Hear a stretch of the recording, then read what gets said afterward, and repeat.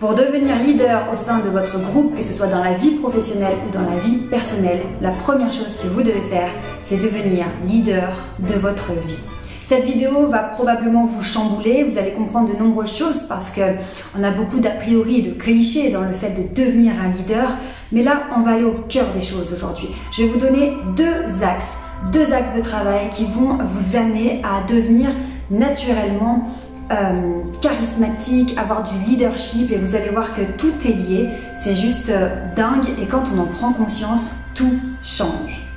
Alors avant de commencer et de rentrer dans le vif du sujet, comme d'habitude, je vous invite à vous abonner à la chaîne si ce n'est pas encore fait, si vous me découvrez, et puis évidemment de cliquer sur la cloche de notification.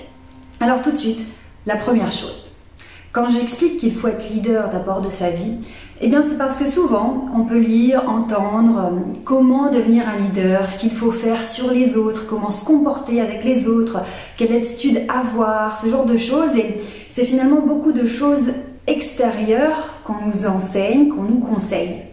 Mais le vrai secret pour avoir du leadership, et que ce soit un vrai leadership, pas quelque chose que l'on perçoit au départ quand on vous rencontre et puis après on voit que finalement tout est bancal et c'est pas du tout du leadership, c'est juste une espèce d'image, une espèce de masque qu'on essaye de porter pour se donner de la contenance, pour faire bonne figure.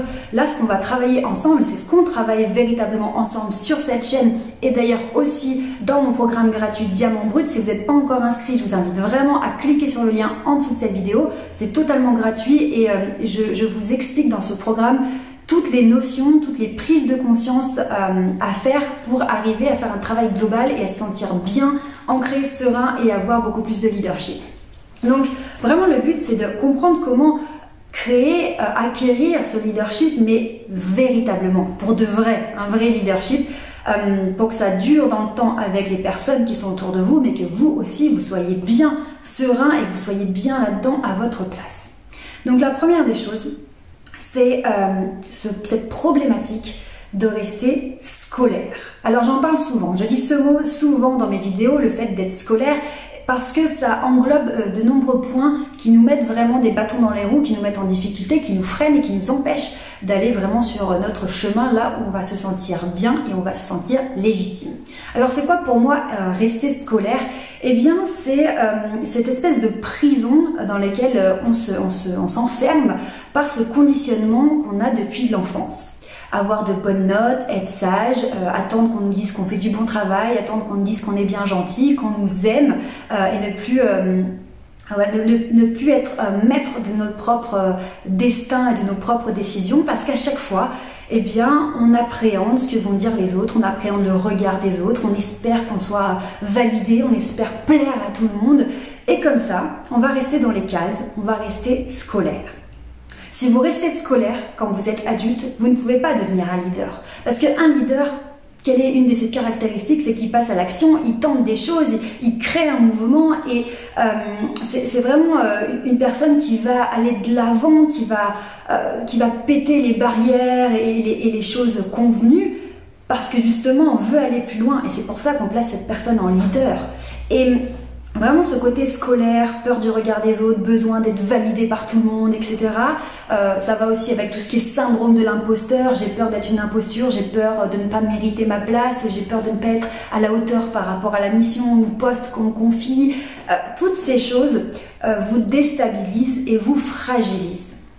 Il y a une autre vidéo que j'ai sortie qui s'appelle les 5 signes du leadership, 5 signes qui prouvent que vous avez du leadership. Alors évidemment, il y a beaucoup plus d'autres signes, mais un des signes, c'est vraiment ne plus avoir peur, ne plus redouter le regard des autres. Eh bien, être scolaire, pour moi, ça englobe vraiment ce truc de « Ah bah, mes parents ont toujours voulu que… » je sois dans telle filière, ou mon épouse, mon conjoint, ben voilà, mon entourage, mes frères et sœurs, tout le monde me voit comme ça, on me place comme ça, du coup je reste à cette place. Et c'est terrible parce que vous subissez une place qui n'est peut-être pas la vôtre. Alors si c'est la vôtre, qu'elle vous convient, que vous vous sentez épanoui, que oui, c'est vraiment votre truc, quoi, tant mieux, restez à cette place et développez ça, c'est génial. Mais si c'est pas le cas, si vous avez envie d'autre chose, si vous avez au fond de vous le sentiment qu'il y aurait peut-être quelque chose de mieux, pour vous sur cette planète, dans cette vie. Il y a peut-être quelque chose de mieux à trouver, à aller chercher. Bien là, c'est que vous n'êtes peut-être pas à votre place. Malheureusement, souvent on n'en a pas conscience parce qu'on est pris dans le truc depuis le départ, notre enfance, et puis on va être modelé comme ça par la société, par les parents, par l'entourage, les amis, et puis on reste toujours dans ce même cadre et ça fait trop peur en fait de tout remettre en question. C'est plus rassurant de se dire, d'être donc scolaire et de dire bah oui, bah, j'ai fait des études là-dedans, donc je continue là-dedans. Et puis il y a cette petite voix qui vient et qui dit mais je suis pas sûre que ce soit vraiment ça que je vais faire. Alors on sait pas quoi faire. Est-ce que j'écoute cette petite voix? Ah, ça me donne bien envie parce que mon cœur, mes tripes, mon instinct me dit que c'est ça en fait que je veux faire de ma vie. Mais en même temps, le conditionnement que j'ai eu et la peur de mon cerveau à aller vers quelque chose de nouveau, finalement ça va me remettre dans non, oula, tais-toi. Et je vais écraser, étouffer cette petite voix qui parle à mon cœur directement, hein, et qui m'insuffle un vent de liberté et de trucs un peu waouh, ça pétille, ça fait des étincelles. Ça, je vais l'éteindre parce que je suis tellement conditionnée, je suis tellement rassurée dans mon schéma que je connais par cœur que finalement je vais pas écouter cette petite voix. Malheureusement, la majorité, les personnes qu'on a interrogées qui sont en fin de vie, le premier truc qui revient quand on leur dit qu'est-ce que vous auriez aimé changer dans votre vie, quel est votre regret, s'il y en avait un, la majorité des gens, quand ils sont vraiment sur le point de quitter cette vie, ils disent toujours la même chose. En fait, j'ai trop écouté les autres, j'ai trop vécu pour les autres, j'aurais dû vivre la vie que j'avais envie de vivre. J'aurais dû écouter mes envies, mes passions, mes rêves. Finalement, c'est vraiment cette sensation d'être passé à côté de sa vie pour répondre au conditionnement qu'on a eu, aux attentes des autres. Donc c'est pour ça que je me bats sur cette idée sur ce truc inconscient d'être scolaire en fait, et de rester scolaire. Alors pourquoi? Je vais vous expliquer pourquoi ça me tient autant à cœur. C'est que j'étais partie pour être très très scolaire. Enfant, j'étais très bonne élève, très calme, très sage, vraiment la fille à son papa, qui veut des bonnes notes, qui veut pas déranger, etc. Et donc j'étais partie pour vraiment avoir une scolarité et puis une carrière professionnelle qui soit vraiment dans les rangs, etc. Mais ce qui a chamboulé cet état d'esprit, c'est que j'ai eu des problèmes de santé. Et ces problèmes de santé à l'adolescence m'ont fait totalement sortir du cadre, sortir du conditionnement social, parce que j'ai été déscolarisée à l'âge de 16 ans, parce que j'arrivais plus à suivre les cours à cause de mes problèmes de santé. Donc ce qui s'est passé, c'est que j'ai été contrainte à me responsabiliser à l'âge de 16 ans. J'ai quitté l'école et j'ai fait l'école à la maison toute seule via le CNED, si vous connaissez. Et donc finalement, tous mes repères, et dans lequel j'étais une bonne élève, très sage, etc., qui avait des bonnes notes, tout a explosé. Ça a explosé parce que, d'une part, mes professeurs à l'époque ne reconnaissaient pas mes problèmes de santé, ils ne savaient pas comment m'aider, du coup ça a été de l'incompréhension et je me suis vraiment sentie laissée tomber. Vraiment, les profs, je suis désolée, je ne vais peut-être pas tomber sur les bons non plus, mais voilà, il n'y avait pas d'aide, il n'y avait pas d'essayer de comprendre ce qui m'arrivait. Voilà, soit j'étais en cours comme les autres, soit voilà, j'ai pas eu de soutien. Donc je me suis retrouvée chez moi avec des années de lycée à faire par correspondance avec le CNED et du coup je me suis dit waouh, en fait d'autres voies sont possibles, d'autres chemins sont possibles. Et ça a deux effets. C'est que le premier, c'est que quand on est face au néant, parce que parfois je discute avec vous et quand vous êtes dans des... Enfin tout le temps je discute avec vous, mais je veux dire parfois j'ai des personnes qui me disent voilà, je sais plus quoi faire, j'ai plus de boulot ou j'ai arrêté, mais c'est le vide, je sais pas quoi faire. Et j'ai été moi-même confrontée à cette situation de vide, de néant à cause de mes problèmes de santé à différents niveaux de mes études à chaque fois et dans la vie active après. C'est pour ça que je suis devenue entrepreneuse.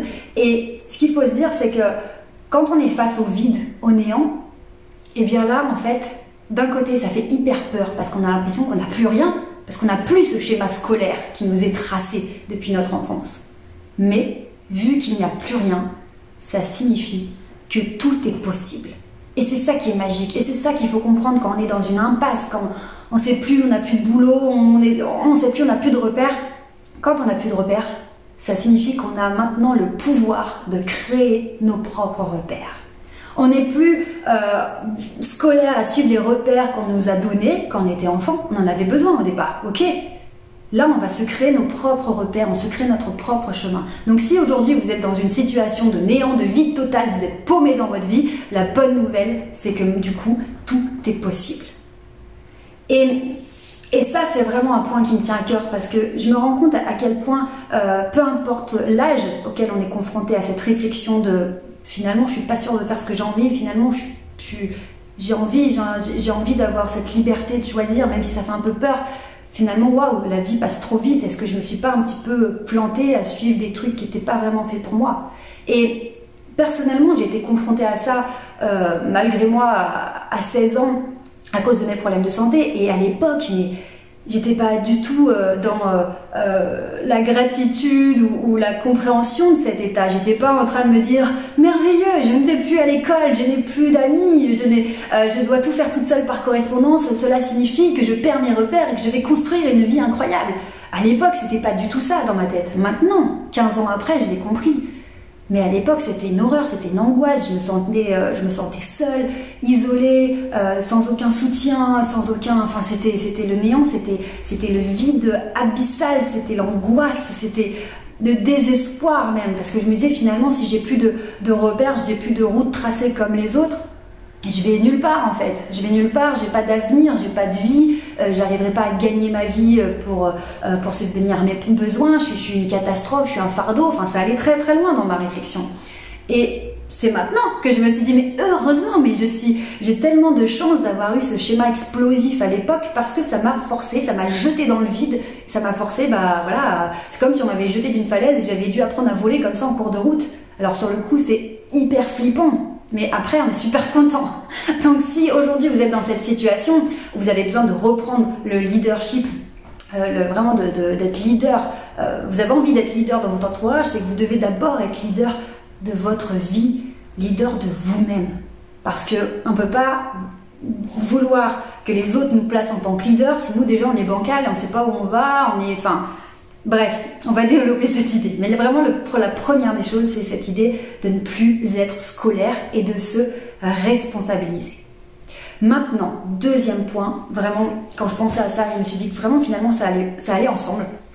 C'est que quand on commence à prendre conscience que finalement, on est dans des conditionnements et qu'on se rebelle un peu en disant, bon, maintenant, je vais faire vraiment ce que j'ai envie, je vais prendre la voie qui me convient. Ça ne veut pas dire forcément de tout faire péter, si vous êtes salarié, d'arrêter pour lancer votre affaire, devenir entrepreneur. Non, pas du tout. Vraiment, c'est de se dire simplement, est-ce que mes envies correspondent à ce que je suis en train de mettre en place en ce moment? C'est vraiment du réajustement. Pour arriver à faire ça, une chose qui est extrêmement importante, c'est d'arriver à gérer vos propres émotions. Parce que l'intelligence émotionnelle est en train de se démocratiser, de se développer. On comprend à quel point les émotions ont une puissance, un impact sur notre façon de penser, sur notre comportement, sur nos interactions avec les autres. Et si vous n'êtes pas capable de comprendre ce qui vous arrive à l'intérieur quand vous êtes face à différentes situations, eh bien vous êtes totalement... vous subissez vos émotions. Et donc vous n'avez plus le contrôle. Dans le premier cas, quand on est scolaire et qu'on suit les schémas, on n'a pas le contrôle, on suit, voilà. On se pose pas de questions, puis au bout d'un moment, à 40 ans, à 50 ans, 60 ans, à la fin de sa vie, on se dit, mais attends, je suis peut-être pas arrivée là où j'avais envie d'aller, en fait. Ok, on subit ce schéma. Là, dans la gestion des émotions, c'est qu'en fonction de ce qui vous arrive de l'extérieur, vous réagissez, votre corps réagit, il y a des émotions qui se passent, et dans notre société, les émotions ne sont pas encore vraiment reconnues, ok? C'est pas bien de montrer qu'on a peur, qu'on est en colère, qu'on est triste. Et on sait pas gérer ça. On n'a pas appris, à part si vous êtes dans une famille où on parle des émotions, on vous apprend ça. Franchement, la majorité d'entre nous, on sait pas quoi faire de nos émotions. On va pas se mentir, non, on sait pas quoi faire. Et ça va avec le fait de se responsabiliser. Parce que quand vous allez vous responsabiliser, vous allez faire des choix, peut-être des choix qui vous font peur, peut-être que vous allez aller contre ce que les autres attendent de vous. Et donc ça va chambouler tout ça. Le fait de suivre un schéma, un conditionnement bien structuré, bien carré, sans réfléchir, quelque part ça vous garde dans une zone de confort ce qui vous évite d'être confronté à des émotions comme peur, angoisse, etc. Des choses qui viendraient vous chatouiller. Là, vous restez dans votre schéma sans réfléchir et comme ça, c'est confortable. Quand on devient leader de sa vie, qu'on se responsabilise, du coup, on commence à sauter un petit peu dans le vide et ça commence à chatouiller, mais vraiment fortement. Et si on ne sait pas quoi faire de ces émotions, soit on les ignore, soit on les laisse sortir n'importe comment, c'est pas possible. On est brassé dans tous les sens, on est totalement à la merci de n'importe quel événement qui va déclencher des grosses émotions qu'on ne saura pas gérer. Et une émotion qu'on va ignorer, c'est une émotion qui va se bloquer en nous, soit à un moment donné, à force d'accumuler de cette émotion qu'on ignore, elle va exploser pour un détail. Soit elle va venir à l'intérieur et encore une fois bloquée, elle va venir nous ronger de l'intérieur, d'où des maladies, des trucs, des douleurs, on ne sait pas d'où ça sort parce que c'est une émotion qui n'a pas été évacuée. Et ça, vraiment, l'émotionnel, je vous invite vraiment à regarder du contenu là-dessus, ou même sur ma chaîne, je vais faire de plus en plus de vidéos sur ce sujet parce que je vois à quel point ça impacte nos relations avec les autres et notre bien-être à l'intérieur. Vraiment, si vous voulez être leader dans votre entourage, dans votre cercle professionnel, au sein de votre famille, vous devez d'abord vous auto-gérer. Et gérer vos émotions, gérer vos choix, vos décisions. Parce que un des signes vraiment du leadership qui fait que les autres vont vous placer en tant que leader, c'est cet ancrage, cette solidité, ce sang-froid à toute épreuve. Et ça, c'est pas quelque chose de fake de l'extérieur, c'est pas être vide ou bancal à l'intérieur et puis faire croire que je suis solide. C'est une technique qu'on va faire par exemple quand on débute en prise de parole en public, en conférence. Oui, on va travailler la posture même si on a peur, parce que mais c'est autre chose, c'est du ponctuel. Mais dans la vie de tous les jours, si vous voulez vraiment développer votre leadership, il va falloir aller construire à l'intérieur, solidifier. Peut-être qu'il y aura des petites portes, des petits dossiers à ouvrir, qu'on avait bien entassé depuis longtemps, mais à votre rythme. Encore une fois, je suis pas du tout partisante de la souffrance. Vous savez que moi, c'est mon truc, c'est plutôt la douceur. Donc, vraiment, c'est de se dire, bah tiens, voilà, je vais commencer à écouter, à regarder ce qui se passe en moi quand je suis confrontée à une situation qui me fait un peu peur. Et puis, tiens, je vais me poser la question, bah, de quoi j'ai envie? Qu'est-ce que j'ai envie de faire? Est-ce que je fais ça parce qu'on m'a toujours dit que je ferais ça? Ou on m'a toujours fait comprendre que ma place, bah, elle était là? Ou est-ce que je le fais parce que je me sens bien ici? Est-ce que je le fais parce que ça me correspond? Est-ce que je le fais parce que j'ai envie de le faire? C'est totalement différent. Et là, vous allez voir que au moment où vous faites des choses qui sont alignées avec qui vous êtes et avec vos aspirations, c'est tout votre état qui change. C'est toute votre motivation qui change. Ça donne un sens à ce qu'on fait. Et c'est...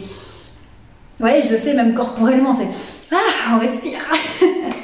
Bon, cette vidéo commence vraiment à durer longtemps, donc je vais m'arrêter là pour cette vidéo, mais on en reparlera parce que vraiment le fait de ne plus être scolaire, de faire péter toutes ces barrières et de commencer à comprendre ce qui se passe à l'intérieur de nous, de comprendre nos émotions, c'est vraiment deux clés qui vont énormément changer votre quotidien. Donc comme d'habitude, si vous avez besoin d'aide, vous cliquez sur le lien qui est en dessous de la vidéo, vous aurez accès à plein de choses. En tout cas, on pourra échanger ensemble. Donc voilà, cliquez sur le lien. Et puis, moi je vous dis à demain pour d'autres conseils. Prenez soin de vous.